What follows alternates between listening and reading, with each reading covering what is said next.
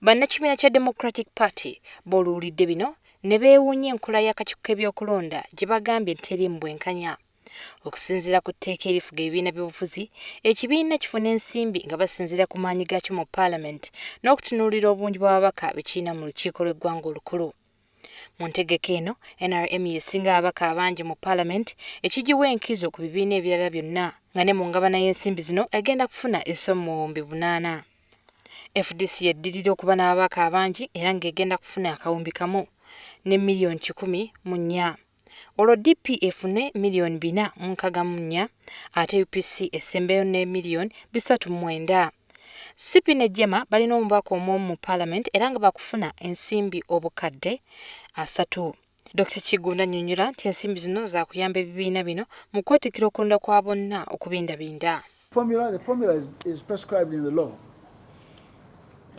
It is on the basis of strength in Parliament.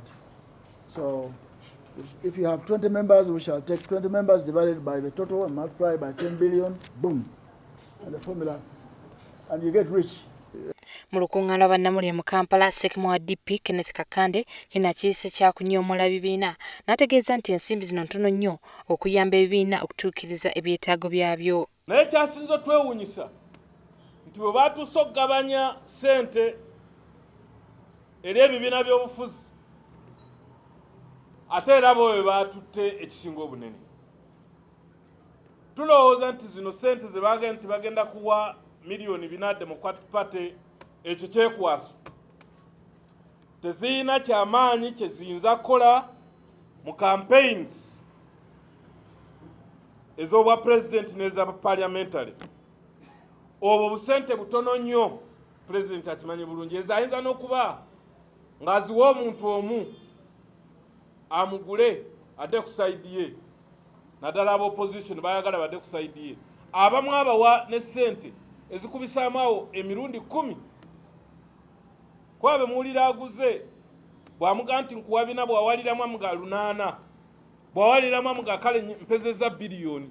Era asinzidde wano okutegeeza nga DP bw'etannaba kusalawo kyankomeredde okukkiriza oba okugaana ensimbi zino. Olukiiko olukulembeze olwa Democratic Party lujja kusooka lutuule lulabe oba lunakkiriza ssente ezo oba lunaazigaana.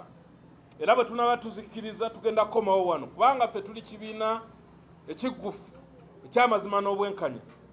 Tubabuulire nti ssente ezo tuzikkiriza, tunaazitwala oba tetuzitwale, oba tunaziwa bakateyamba oba tunaziteekawa ng'ekibiina bwe kinaaba kisazeewo. Agamba nti ensimbi zino gavumenti yandibadde ziteeka mu bintu ebirala ebiyamba abantu okusinga okuzoonoonera mu bibiina nga n'abantu tebalina kye bafunamu.